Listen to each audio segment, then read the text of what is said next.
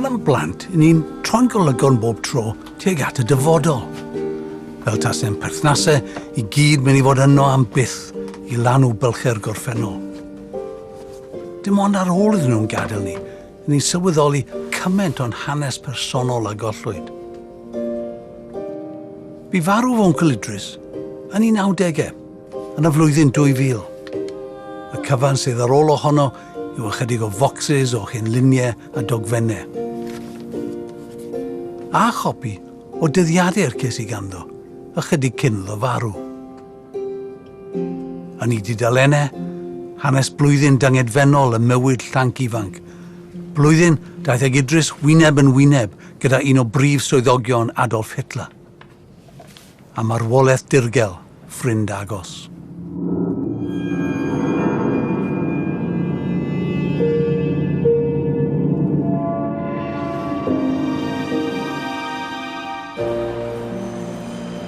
Be nath Idris droi nôl at hen ddyddiadur yn ei hened? I deipio geiriau ysgrifennwyd yn Saesneg yn ei law ei hun ac I rwymo'r cyfan mor gelfydd. Rhywbeth I lanw'r oriau gwag? Hireth? Neu oedd na rhywbeth anorffenedig yn y stori? 80 mlynedd ddiweddarach, wyt wedi dod I Berlin I chwilio am atebion.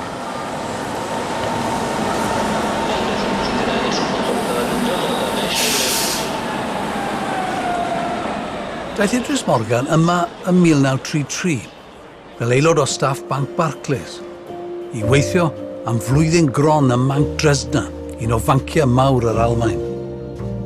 Llanc sengol, 27 oed.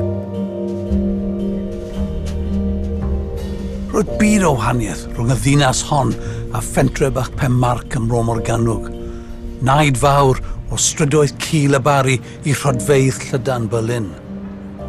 Teithiwyd ond rhai canodd filltiroedd, ond I fyd hollol wahanol. Roedd Berlin yn ddinas wyllt a ffasiynol, yn enwedig yn y clybiau a'r caffes o gwmpas y Cyffwrstendam. Ond roedd y ddinas hedonistedd hon nawr wyneb yn wyneb a grym yn Natsied. Yn Ionawr 1933, penodwyd Hitler yn ganghellor mewn clymblaid bregus. Ond y grym oedd ganddo, roedd na rwystredigaethau. Sybrydion am wrthryfel o fewn rhengoedd y Natsied I hunain. Tyndra cynyddol rhwng Hitler ac Ernst Röhm, arweinydd yr SA, ochr filwrol y Natsied. Byddai'r flwyddyn nesaf yn dyngedfennol i'r ddau.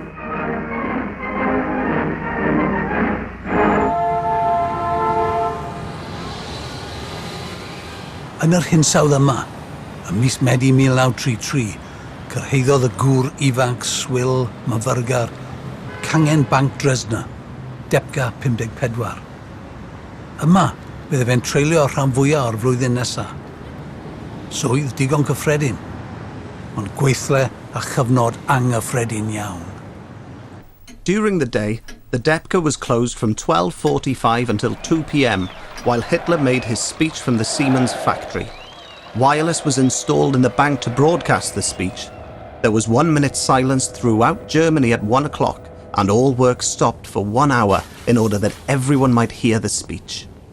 Interessieren mich Intellektuellen, was interessieren mich meinetwegen die Bürgerlichen, was interessieren mich Proletarier. Mich interessiert nur das deutsche Volk ganz allein, dem gehöre ich. Und für dieses deutsche Volk in seiner Gesamtheit setze ich mich ein. Und dieses deutsche Volk will ich am 12. November der Welt vorführen, so wie es ist.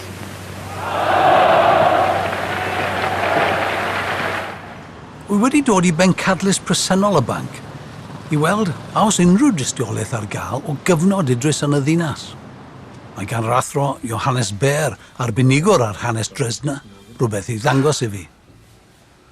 That is incredible, isn't it? It really is, after 80 years. John Idris Morgan. They've even given him a hyphen. Enedigol 1916. Be sydd yn hyn? Oh, mae leader. Mae'r dystiolaeth cyntaf fod Idris wedi bod yma yn Berlin. Ond I bai, wrth gwrs, am y dyddiadau.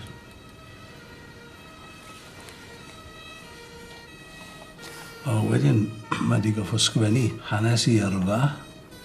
Born 25th of January 1906 at Pontyclun. My family removed to Barry in 1911. I entered the Barry County School, leaving it in 1922 with a matriculation certificate of the Central Welsh Board Senior School Examination. And it's a handwriting I recognise. That's, although, frankly, slightly more legible on this form than some of the letters he wrote to me. A rhestr o bethau eraill fan hyn oedd yn goffod ateb. A mae'n air ar y gwaelod mae aria. The word aria? Arien. Jeder Mitarbeiter der Dresdner Bank musste seit April 1933 erklären, ob er Jude ist oder nicht Jude. So. Right, so every member of staff would have had to have answered that question, although I notice here that Idris has not answered it. Er brauchte es nicht zu beantworten, weil er Engländer war. Well, Brite. Yes, he may have got away with it, others didn't. So. Yn y cyfnod yma, roedd negeseuon gwrthsymedig yn tyfu yn fwy croyw a chyffredin. Propaganda pur wedi ddyfeisio I greu ofn a drwgdybiaeth ymhlith y bobl. Anodd gwybod pa effaith gath hwn ar Idris, ond fel cymaint o drigolion yr Almaen yn y cyfnod, ni cheisiodd wrth sefyll y drefn. I've given notice to Fraulein Heise that I would leave Pension Enslin because I want to live with a family if possible in order to talk more German. I was approached by a Jewish member of staff who suggested that I should go and live with a Jewish lady of his acquaintance who has an apartment near the Tiergarten. I think such a move would be inadvisable in the present climate of opinion in Berlin, so I put him off. Mae'n hawdd esgusodi ymateb nerfus Idris. Wedi'r cyfan, roedd yn fachgen ifanc mewn gwlad estron. Ond mae'n gwybod bod aelod o fy nheulu I wedi dod i'r penderfyniad yma yn gwneud I fi anesmwytho.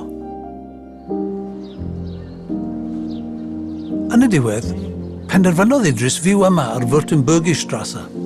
Did nepell o gangen y banc. Did mewn llety bach, ond gyda theulu arall yn yr un bloc a'i ffrind yn y banc Fritz Sommer, a'i wraig Annie.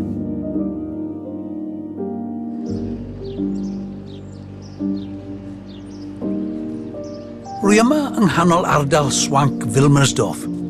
I geisio darganfod ar adeilad lle bu Idris a'r Sommers yn byw. Dyma'r cyfeiriad, ond o weld yr holl flociau modern, mae'n amlwg nid dyma'r adeilad. Rwy yn teimlo'n rwystredig, ond efallai bod hwnna'n anochel mewn dinas a hanes hon. Rwy wedi dod I archif fawr y ddinas, y Landesarchif, I weld a oes unrhyw luniau ar gael o'r stryd. Mae'r hanesydd Michael Burnett wedi bod yn twrio yno. What have you got now? Hier haben wir die Bauakte, Württembergische Straße 27, 28. Right.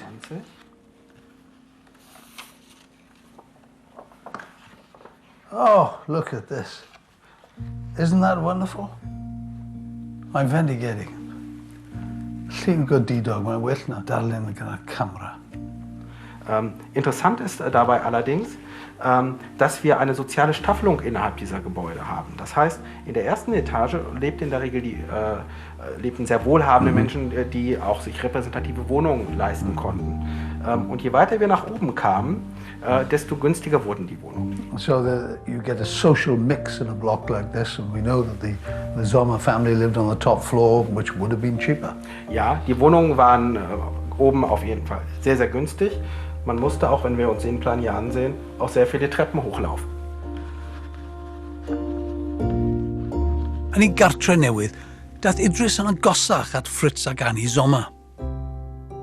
Ac at ei merch Gerda yn un ar 20 oed.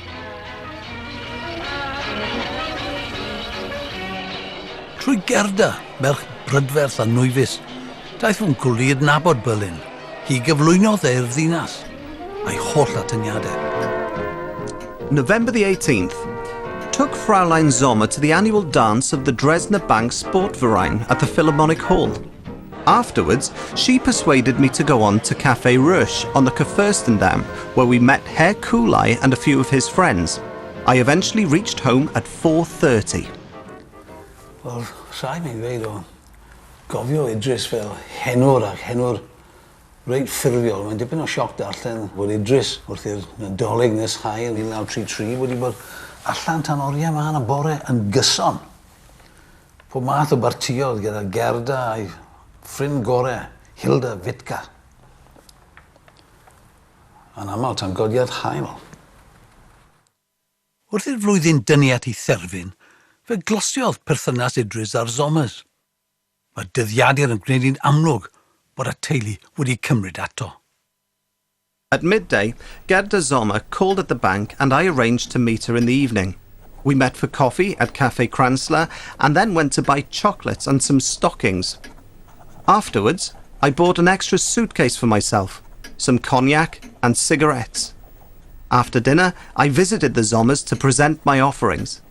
I also took the book of Welsh songs I had from my sister, Mary, and we had some music. Roedd hwn yn gyfnod hapus I Idris. Efallai i'r Sommers gynrychioli'r uniau deuluol glos na brofodd fel plentyn. Bu farw ei chwaer Alice pan oedd e'n 4. 2 flynedd yn ddiweddarach, bu farw ei fam yn sgil genedigaeth fy mam I, Mary. Treuliodd gweddill I blentyndod yn dilyn I dad o un fusnes a flwyddiannus at y llall. Plentyndod coll. Efallai taw yma yn Berlin gyda'r Sommers nath Idris o'r diwedd deimlo'n gartrefol. Ond Nadolig 1933 bydd yr Nadolig ola iddyn nhw dreulio gyda'i gilydd cyn I drasiedi ddod i'w rhan. A newid bywyd y Sommers ac efallai bywyd Idris hefyd am byth.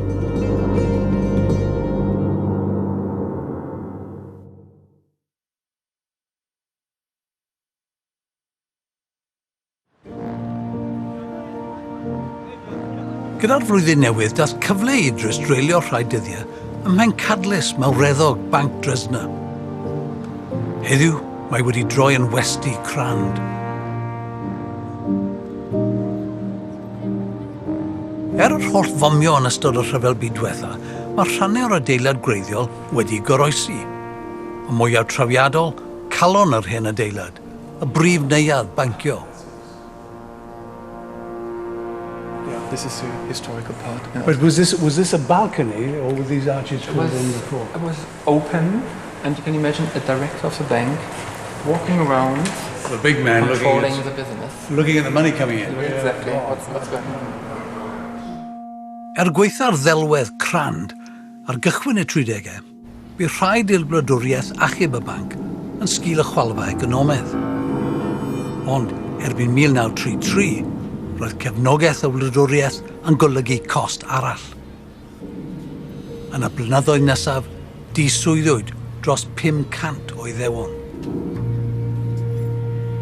Ac roedd propaganda'r Nazied yn cael effaith y tu hwnt i'r gweithle hefyd. Went with the Sommers to the Bock Beer Fest at Café Burke. I thought it quite pleasant. However, Frau Sommer was a bit upset and said she did not want to go there again, as she was convinced it was a nest of Jews and anti-Nazis. I was rather surprised at this because I did not think the Sommers were strong supporters of the Hitler Party.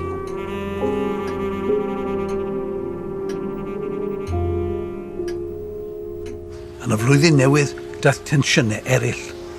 Fritz ac Annie yn pryderu'n arw am Gerda a'i ffrind Hilda Wittke, a'i partio diben draw.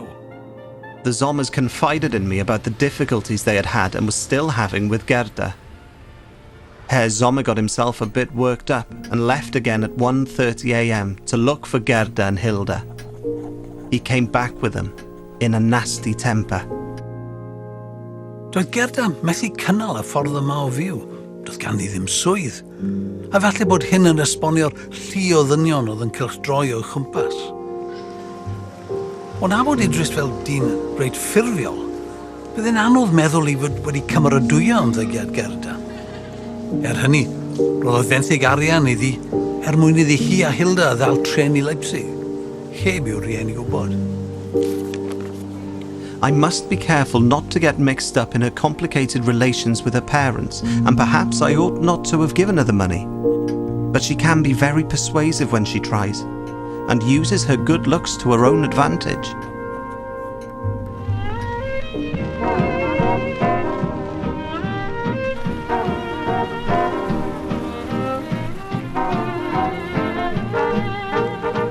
Wrth I wanwyn droi'n haf anghyffredin o boeth, tyfodd y berthynas rhwng Idris a Fritz ac Annie. Yn welodd y tri yn gyson ac Ynys Lindferda, lle roedd y banc yn cadw cychod bach i'r staff. Dyddiau hapus.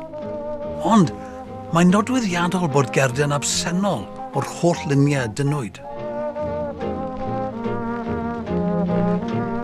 Oedd Idris yn pryderu am ei ffrind. Un bore, fe welodd hi wrth y ford brecwast. Gerda put in an appearance. She looked a complete disillusion, no doubt after another late night. I cannot help thinking that if she goes on as she does now, then long before she reaches her 30s, she will have lost all her good looks. Roedd gen Idris reswm da I betruso. Roedd na ddyn arall wedi camu i'w bywyd. Oberleutnant Wilhelm Brückner, pennaeth swyddfa Adolf Hitler. Dyn dwywaith I hoedran. Be ni'n wybod am Brückner? Rhywun ag atebion yw'r hanesydd Heike Gutermacher, arbenigwr ar y cylch clos o amgylch Hitler. Brückner war derjenige, der im Grunde Hitlers Beziehung zur auswärtigen Welt regelte. Hitler war ja immer darauf bedacht, möglichst Distanz zu schaffen zwischen sich und der Außenwelt, zwischen sich und auch seinen Mitstreitern in der NSDAP, denn er beanspruchte ja, ein Führer zu sein, der über allen anderen steht. Brückner war nun derjenige, der von außen Bitten entgegennahm. Wenn irgendjemand Hitler sehen wollte, musste er zuerst Brückner fragen, ob ein Termin möglich wäre. Hitler vertraute Brückner, von daher, sie hatten eine gemeinsame Geschichte.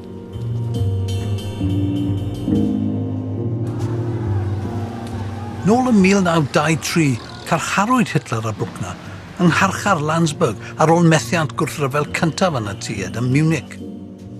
Oedd na gwlwm tin rhyngddyn nhw, a dyna pam penodwyd Brückner yn brif gynorthwyydd I Hitler yn 1930. Roedd Brückner yn ddyn tal, penfelyn, yr erian delfrydol. Gyda Brückner o'i gwmpas, roedd Hitler yn teimlo'n saff. Ar y noson datgelodd Gerda I pherthynas â Brückner, roedd hi'n amlwg yn amddiffynol iawn ac yn pwysleisio nad oedd mynediad rhydd i'w gwely. A dyma Idris yn ymateb yn siarp iawn. Nid oeddwn wedi awgrymu fod na fynediad rhydd i'w gwely ac ni cheisies I chwaith. Wythnos yn ddiweddarach, ar fore Gwener, o'r wythfed o Fehefin, daeth Idris i'r gwaith yn gynnar yma yn Depga 54. Aeth lan i'r cantin a clywed y newyddion syfrdanol bod rhywun wedi ffindio Gerda yn farw yn fflat Wilhelm Brückner.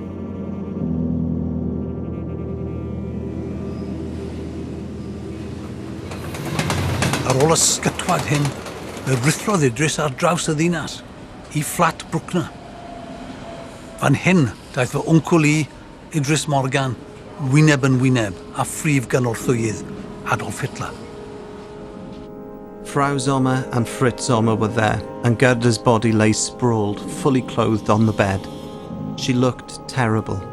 She had not washed off her makeup before lying down, and there were yellowish and pink streaks at the corners of her mouth. Brückner came in while we were there. A big man, tall, over 6 foot, and broad, with student duelling scars on his face. I would put him at about 40. He said the body could be moved as he and the undertakers had arranged everything, and there would be no inquest. Mae Idris yn awgrymu'n gryf bod Brückner mewn hast I ddelio â'r sefyllfa. Pam? I warchod I enw da? Neu guddio anfadwedd? Hi'n anladdiad oedd y dyfarniad swyddogol, cael ei gwynwyno gan nwy. Ond os dyna oedd yr esboniad amlwg am ei marwolaeth, pam na chafwyd cwest? Für Brückner war diese ganze Gerda Sommer-Geschichte, die dann auf diese furchtbare Weise endete, aus zweierlei Gründen ein Problem. Erstens, er war verlobt mit Sophie Storck, einer Freundin Eva Brauns, die fest installiert war in Hitlers Inner Circle auf dem Berghof. Und Brückner musste eigentlich klar sein, dass Hitler einen solchen Vertrauensbruch, den er hier begangen hatte gegenüber dieser Frau, für unakzeptabel halten würde. Bydd yr ail broblem wedi pwyso yn drymach fyth. Roedd y tyndra rhwng Hitler ac arweinydd yr SA Ernst Röhm ar fin cyrraedd i anterth. Nid dyma'r foment orau i golli bri gyda'r Führer.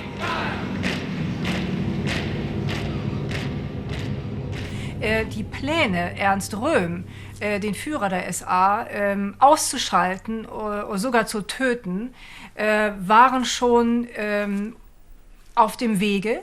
Hermann Göring und Josef Goebbels hatten bereits Listen angefertigt im Juni 1934, lagen die Listen schon vor, von Personen, die im Umfeld Röhms auch getötet werden sollten. Es waren also schon Todeslisten angefertigt.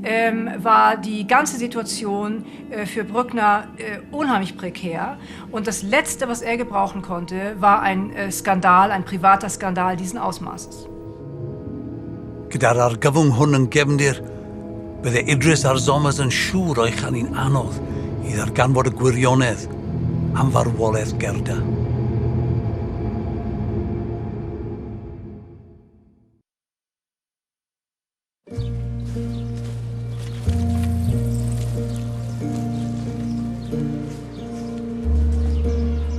Cyn dechrau holi sut bu ei hunig blentyn farw, neu pam oedd Brückner mewn cymryd o hast i gael gwared o'r corff, roedd rhaid i Fritz ac Annie drefnu claddedigaeth.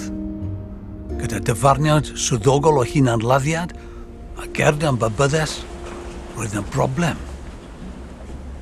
Mae eglwys Rufen yn ystyried hunanladdiad yn bechod marwol. Rhywbeth sy'n mynd yn groes i'r gorchymyn na ladd. A rhaid bod hwn wedi peri gofid arbennig i Annie, hefyd yn babyddes. Y syniad gallai'r eglwys wrthod claddedigaeth Gristnogol.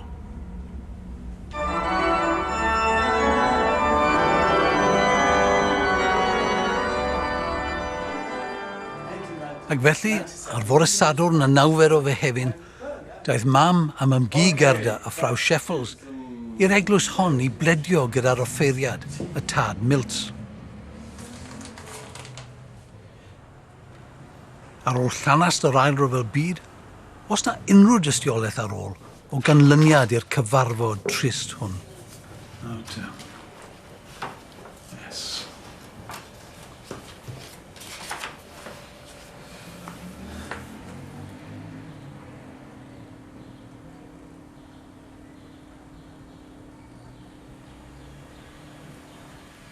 Tim?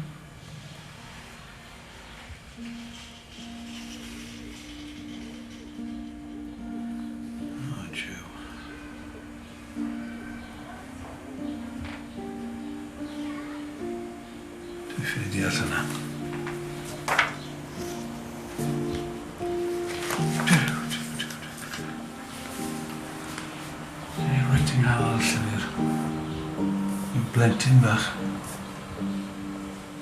wedi tynnu llun tanc anferth, tanc Almeinig. Rwy'n ma na stori fod tanc wedi bod yn amddiffyn yr eglwys yma.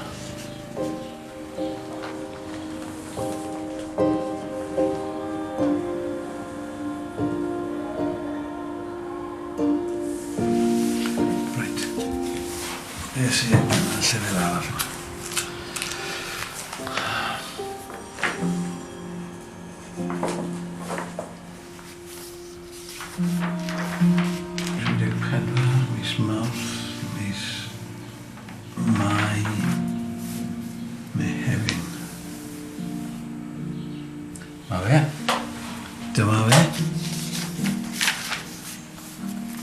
Gerda Sommer, 7 o Fehefin 1934.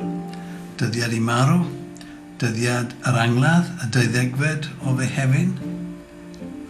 A beth mae'n weid wedyn am y rheswm nos I marwolaeth. Unglucksfall, Gasvergiftung, damwen, nid hunanladdiad. Damwen, nid hunanladdiad. Pam yr anghysondeb? Ai dysturi gan y tad Mills? In einer Zeit, wo es eine andere Qualität der Beziehungen zwischen der Gemeinde und dem Pfarrer auch gegeben hat, der den Menschen viel näher war als heutzutage.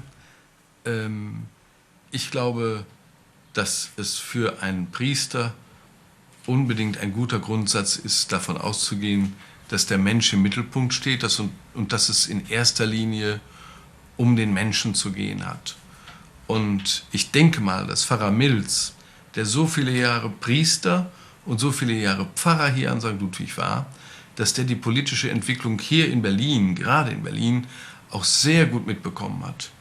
Und dass dann eben auch nochmal ein katholisches Begräbnis für jemanden, der vielleicht Selbstmord begangen hat, ein klares Signal und ein deutliches Zeichen ist, wofür er und auch die Gemeinde gestanden hat. Ond nid dwi'n perswad ar y tad Mills oedd yr unig sialens yn wynebu'r Sommers. Frau Sommer told me how short of money they were, how they had already drawn Fritz's monthly salary and were obliged to get a loan from the bank to meet the funeral expenses. I naturally offered to do anything that I could to help them.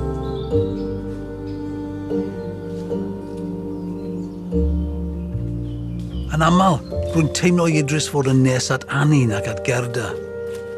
Tro ar ôl tro yn y dyddiadur, Annie sy'n cael y sylw yn hytrach na'i merch. Efallai taw Annie gymrodd lle'r fam a gollodd pan oedd yn blentyn. Gerda oedd yr olaf o deulu'r Sommers. Wy wedi dod I fynwent Stansdorf I weld a oes unrhyw gofnod o'i chladdedigaeth.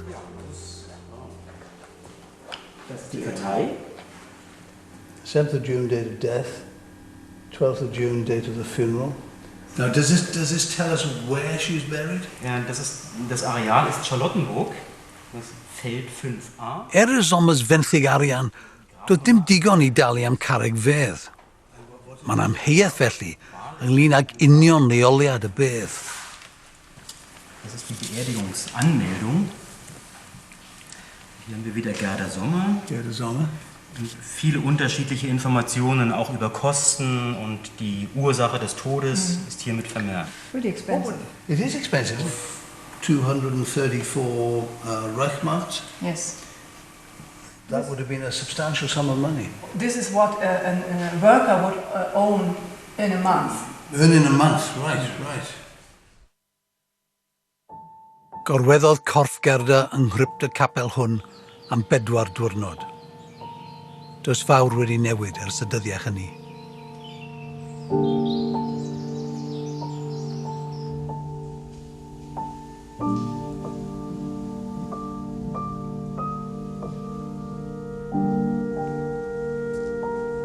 Saturday, June the 9th. We all went out to Stansdorf and chose a place for Gerda's burial and saw her again afterwards. She had been properly laid out and looked much better. White and peaceful.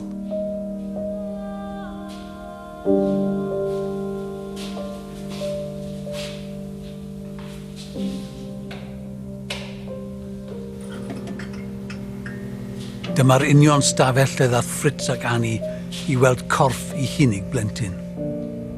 Yr hynllef weithaf I unrhyw rhiant. Hynllef a wynebodd rhieni Idris I hun pan bu farw I merch hynaf, Alice. Ond I Fritz ac Annie, roedd hwn yn brofiad gwahanol. Roedden nhw'n ame llofryddiaeth.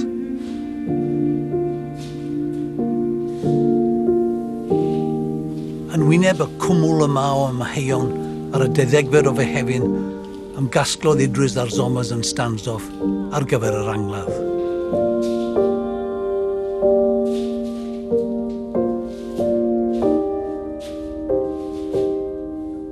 angladd fach breifat. Y teulu a llondwrn o ffrindiau. A Brückner? Sgrifennodd Idris. Brückner did not attend, but sent an SS officer as his representative with a wreath.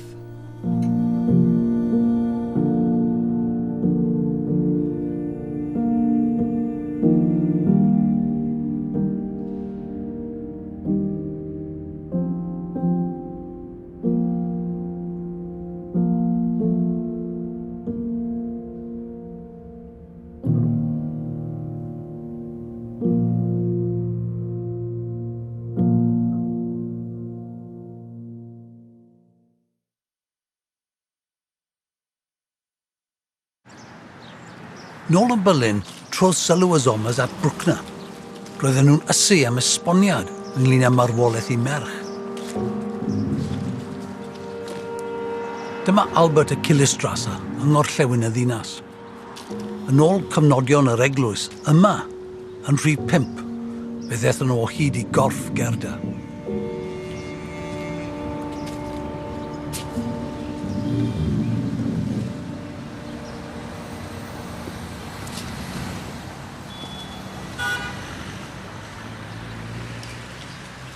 Nawr te, dyma Albert y Kilistrasse, ond ai dyma'r adeilad le ddath Idris y bore hwnnw. A lle welodd y Gerda yn gelain ar y gwely. Dwi ddim yn siŵr. Ai dyma'r union adeilad lle bu Gerda farw?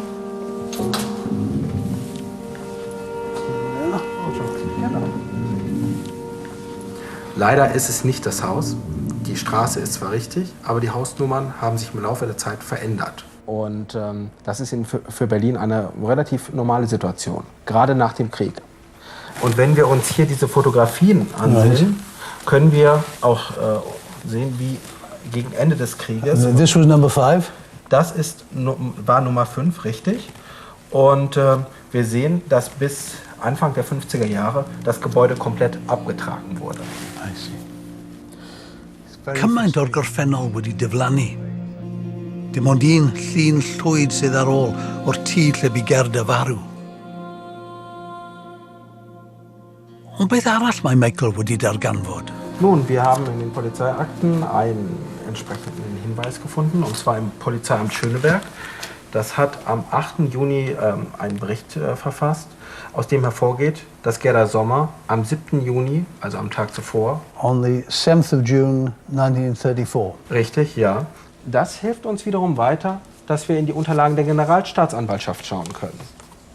Und zwar, wenn wir... Now this is the file of the prosecution authorities? Ja, das ist richtig. Und zwar haben wir ja auch eine Gerda Sommer. Einmal schauen. Hier ist sie. Und, File 189. Richtig. Es wurden Ermittlungen durchgeführt, aber leider haben wir diese Akte heute nicht mehr im Archiv. Die ist nicht überliefert. Ydy hyn yn arddercaol? Mae'n amosib dweud. Ond mae'n addurgelwch arall. Yn ôl y dyddiadur fe basiodd 4 awr ar 20 rhwng darganfod y corff ac unrhyw gysylltiad gyda'r teulu. Diwrnod cyfan i'r corff orwedd yng ngwres haf Crasboeth Berlin. Y bore ar ôl yr angladd, sgrifennodd Idris. Fritz told me of their suspicions, that there had been foul play involved, and of their wish to push matters to an investigation and a proper inquest. I felt it was really none of my business, but at the same time, I tried to caution him to be careful, lest an investigation should give rise to insinuations about Gerda's way of life and her behaviour in recent weeks that might cause her parents pain and reveal what might best lie hidden. Roedd Idris yn gofidio'n fawr am y Sommers, ond a oedd na sail i'w amheuon. Wenn man sich die Fakten anguckt, ist es durchaus möglich, dass Gerda Sommer nicht durch einen Selbstmord starb. Es zeigt im Grunde, Die Tatsache, dass jemand einen toten Körper 24 Stunden in seiner Wohnung liegen lässt, ohne die Polizei zu benachrichtigen, zumindestens, oder auch dann die Verwandten dieses Menschen, zeigt, dass hier doch etwas vertuscht werden sollte, offensichtlich. Yn ôl dyddiadur Idris, galwyd Brückner nôl I bencadlys Hitler am 2:00 y bore ar y 7th. Gadawodd Gerda yn ei fflat gyda'i forwyn Erica a'i mam. Yn ôl Brückner, dim ond pan ddychwelodd yn hwyrach y bore hwnnw dath o hyd I gorff Gerda. Ond am ba reswm bydde Brückner wedi dychwelyd i'r swyddfa mor hwyr? Das kann vielerlei Gründe gehabt haben. Zum einen ist es ja bekannt, dass Hitler einen sehr ungewöhnlichen Tagesablauf hatte und dass er oft die Nacht zum Tage machte. Daher kann es sein, dass Brückner einfach noch einmal zu einer Besprechung tatsächlich in die Reichskanzlei gerufen worden ist. Roedd hwn yn fis dirdynol. Roedd cynllun I ladd arweinwyr yr SA yn cynnwys Ernst Röhm eisoes ar droed. Nid dyma'r amser gorau I rywun ddarganfod I gyrwriaeth gyda merch ifanc. Aus dem Tagebuch ist ersichtlich, dass er ja nur sehr zögerlich zustimmte, Gerda Sommer in seiner Wohnung übernachten zu lassen. Nun kann es sein, dass er offensichtlich schon dabei war, dieses Verhältnis wieder zu beenden. Kann es sein, dass er sich dann daraufhin in die Reichskanzlei, wo er ja auch durchaus ein Zimmer hatte, zurückzog, um nicht diese Nacht mit Gerda verbringen zu müssen. Roedd y Sommers yn ceisio dyfalu pwy oedd ar fai. Y forwyn yn gefnus o Gerda? Neu Dr Wittmann, cymydog yn byw mewn fflat oedd yn cysylltu'n uniongyrchol â fflat Brückner? Neu Brückner I hun? Daeth newyddion arall I fwydo'r amheuon. Frau Sommer said she had talked to the fire brigade men, who were the first to be called, and they told her that Gerda had blue marks on her throat. Tystiolaeth pellach yn erbyn Brückner? Yn yr haf chwyslyd honno, arhosodd Fritz ac Annie iddo ymateb I'w cysiadau am gyfarfod. Y cyfan geson nhw oedd addewidion diwerth a distawrwydd llethol. Doedd hwn ddim yn syndod I Idris. My feeling is that he will not countenance any such investigation, but will see that everything is kept as quiet as possible for the sake of his own reputation. Under blue skies, the airplane carrying Herr Hitler comes to rest at Venice. Ar y 24 o Fehefin, 2 ddiwrnod ar ôl angladd Gerda, teithiodd Brückner gyda Hitler i'r Eidal. A'r cynllunio ar gyfer yr ymweliad yma dynodd e nôl i'r swyddfa yn oriau man y bore ar y noson bu farw Gerda? Roedd y Sommers yn ysu am atebion. O'r diwedd, dyma Brückner yn cytuno I'w cwrdd ar y 7th ar hugen. Ond ar y diwrnod, doedd dim sôn amdano. Roedd wrthi gyda Hitler yn paratoi I arestio arweinwyr yr SA. Dros y trydiau nesaf, saethwyd dros 200 o'i halodau yn cynnwys hen gydymaeth Hitler Ernst Röhm. Dyma oedd noson y cyllell hirion. Teimlwyd y sioc ar draws y byd, gweitha spin y wladwriaeth.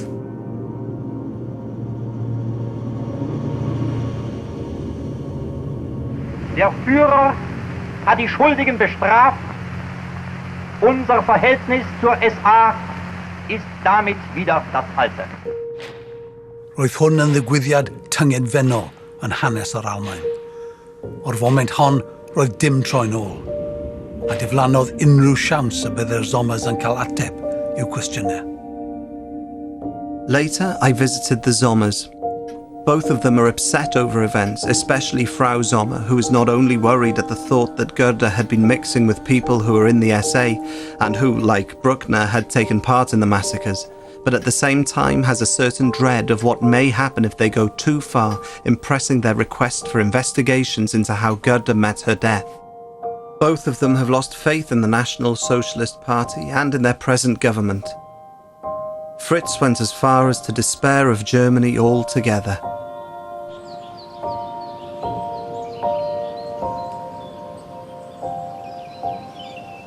Mae rheolwr mynwent Stansdorf y finne wedi dod I edrych am y man claddwyd Gerda.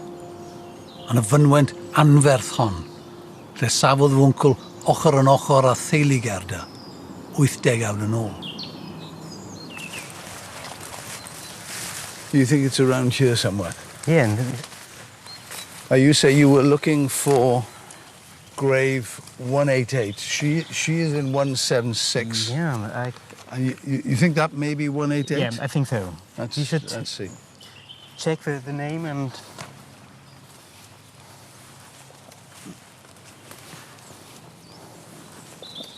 Yeah, that's correct. It's Vasil Babamov. Vasil Babamov. That's right.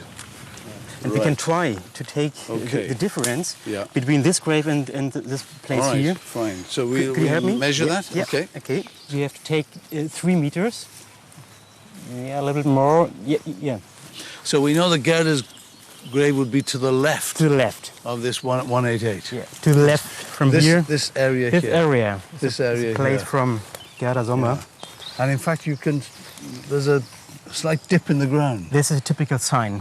Here he was a coffin under the ground, and after a long time, it's deeper in the area. And it's a real sign for the place, Gerda Sommer. Olaf, that is amazing that we found it. We wouldn't have found it without you. It's a very special moment. Thank you. Welcome.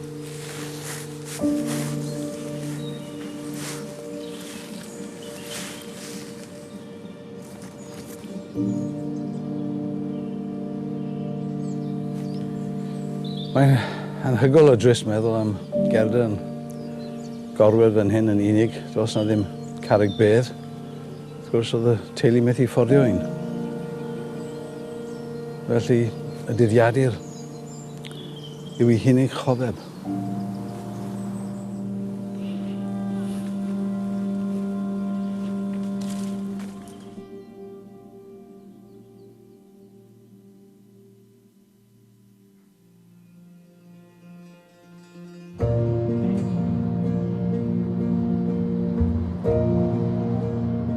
Gerda oedd yr olaf o'r Sommers, ond rwy wedi llwyddo I ddod o hyd I ddysgynyddion chwaer Annie, a Frau von Furik, a oedd yno yn Stansdorf ar ddiwrnod yr angladd gyda'i mab Heinz. Rwy wedi dod I Ulm yn ne'r Almaen I gwrdd â phlant Heinz, Helga a Klaus-Dieter von Furik. Thank you so much. Thank you so much. I'm very afraid. Please come in. Thank you. Thank you very much. We have here a photograph of Fritz, Annie Sommer, Frau Scheffels. Yeah. Now is that your... Meine Großmutter. Großmutter, right? And Gerda Sommer and my uncle, Idris. There's the whole family at home in Württembergische Straße. Das ist schön. Wir haben hier ein This is a picture from Gerda. This is Gerda? Ja. This is Gerda. Oh, schauen Sie, that's it. Das ist genau derselbe Gesicht, ja. You knew about the story of Gerda? Ja, die Großmutter und die Annie Sommer. Ich war ein Jahr in Berlin und war viel bei den beiden. Das war 1964. Und da haben sie natürlich erzählt. Aber ich weiß es auch nicht mehr so genau. Sie haben mir dann eben nur erzählt, dass Annie mit einem Adjutanten von Hitler damals befreundet war oder liiert, weiß es nicht so genau. What did Annie Sommer believe really happened to Gerda? Also sie hat nie geglaubt, dass Annie Gerda Selbstmord begangen hat, gar nie. Und sie meint, es war Machenschaften von Hitler. Dass aus irgendeinem Grunde sie Sachen erfahren hat, die sie nicht wissen sollte, und deshalb musste sie weg. Now the other thing we have here is a menu card from the Palais am Zoo at Christmas 1933, and it was clearly a family gathering because everybody has signed it. Das ist interessant. Das ist Frau Scheffels, Gerda Sommer, Fritz Sommer, Frau Annie Sommer, Frau Clara von Fürich, unsere Großmutter. Und hier ist mein Vater, Herr von Fürich. It was, Sehr schön. it was a very happy time for the family Ja, and for das Idris. glaube ich, ja. Unfortunately, 1934 was a more difficult year. Das ist sehr interessant. Alle zusammen an Weihnachten. Ja, sehr schön. Das ist eine schöne Erinnerung. Danke. My uncle, his mother died when he was very young. Yeah. And his own background, the family was broken. Ja, Okay. And I think he got very close to Fritz and Annie Sommer. Das war Ersatzfamilie in dieser Zeit, wo in Berlin war. That's right, that's right. And I think it was a very important time in his life.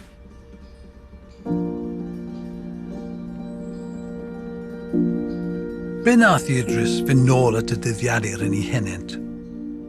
Falle bod rateb yn ei anger dros hanes, a'i ddealltwriaeth o bwysigrwydd pob tystiolaeth uniongyrchol.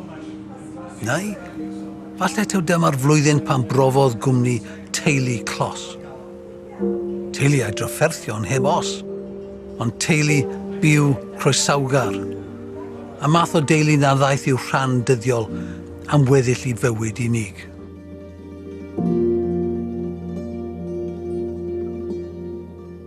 Rwy'n sicr o un peth. Roedd I gof am ei flwyddyn yn Berlin yn dal yn fyw yn ei feddwl. Hyd yn oed ar ddiwedd ei oes. Ar un noson olaf yn y ddinas, cyflwynodd y Sommers lyfr I Idris.